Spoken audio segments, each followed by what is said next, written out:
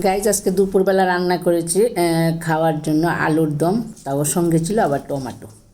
Tomato দিয়ে আলুর দমটা বেশ ভালোই লাগলো, আর রেসিপিটা তোমাদের সঙ্গেও শেয়ার করে নিলাম। আলুগুলিকে ছোটো ছোটো আলু, গুলগুল ছোটো যেটা পাওয়া যায়, এগুলিকে সিদ্ধ করে প্রেসারে সিদ্ধ করে নিয়েছি। তারপরে দেখো একদম পরিষ্কার করে তারপরে এখানে পাঁচফোড়ন দিলাম, পাঁচফোড়ন, শুকনো লঙ্কা, তেজপাতা দিয়ে এখন একটু কষিয়ে নিচ্ছি ভালো করে। একটু হলুদ, একটু জিরে দিয়ে কষাচ্ছি। তারপরে হালকা মশলা তো একদম কমই লাগে, আলুর দমে তেমন কোনো মশলা লাগে না, আর সঙ্গে টমেটো থাকবো।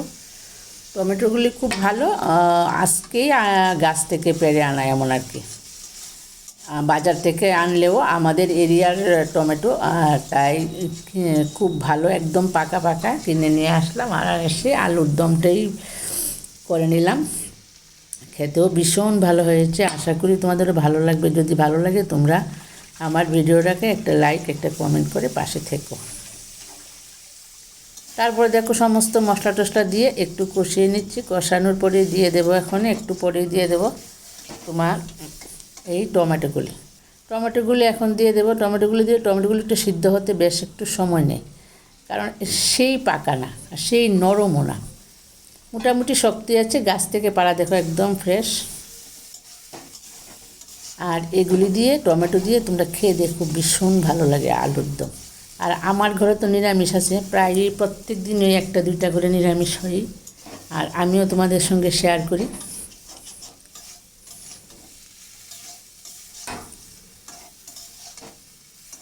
তোমরা একবার এইভাবে ট্রাই করে দেখতে পারো কীরকম হয়। শীতের দিনে তো ভীষণ একটা ভালো খাবার ছিল, আমরা খেয়েওছি, কিন্তু এখন গরম প্রায় পড়ে গেছে। আর সেই গরম পড়লেও আমার ঘরে খেতে হবে টমেটো আর আলুর দম, এইগুলি আমার শাশুড়ি মায়ের প্রিয় খাবার। তারপরে এখানে ধরো একটু ঝোল দিয়ে দিলাম, জলটা আবার গরম করে দিয়েছি। দেওয়াতে এখন আর একটু গটগটিয়ে আসবে, খুব ভালো করে গটগটিয়ে আসবে। গটগটিয়ে আজকে আমি কোনো এক্সট্রা কোনো মশলাই ব্যবহার করি না, শুধু পাঁচফোড়ন আর জিরের গুঁড়ো আর একটু ধনিয়ার গুঁড়ো ছিল, হলুদ, আর একটু কালারের জন্য ছিল লাল লঙ্কা। এগুলি দিয়েই আজকে একদম সাধারণভাবে রান্নাটা করেছি। আর এই সাধারণ রান্নাটা খেতে ভীষণই ভালো হয়েছে নাকি শুনলাম, তাই আমি শেয়ারও করে নিচ্ছি তোমাদের সাথে।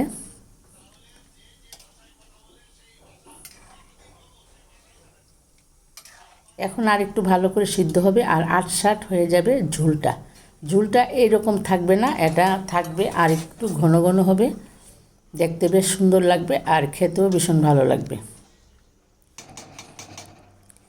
এখন মোটামুটি কমপ্লিট হয়ে আসছে রান্নাটা।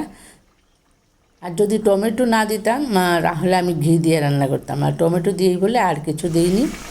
এইভাবেই রান্নাটা হয়ে গেছে, প্রায় কমপ্লিট রান্না। এখন রান্নাটাকে নামিয়ে নেব, আর তেমন কিছু দেওয়ার সময় নেই, আর দেবও না কিছু। দেবো, খুব সুন্দর হয়েছে কিন্তু রান্নাটা, গাঢ় গাঢ় হয়েছে, ঝোলটা বেশ ঘন হয়েছে,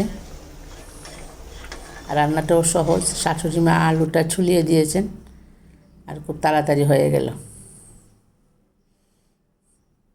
এখন ঢেলে নিচ্ছি।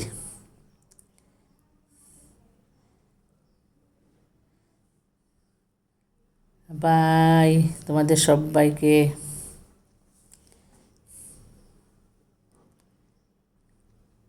কেমন লাগলো ভিডিওটা একটা কমেন্ট করো।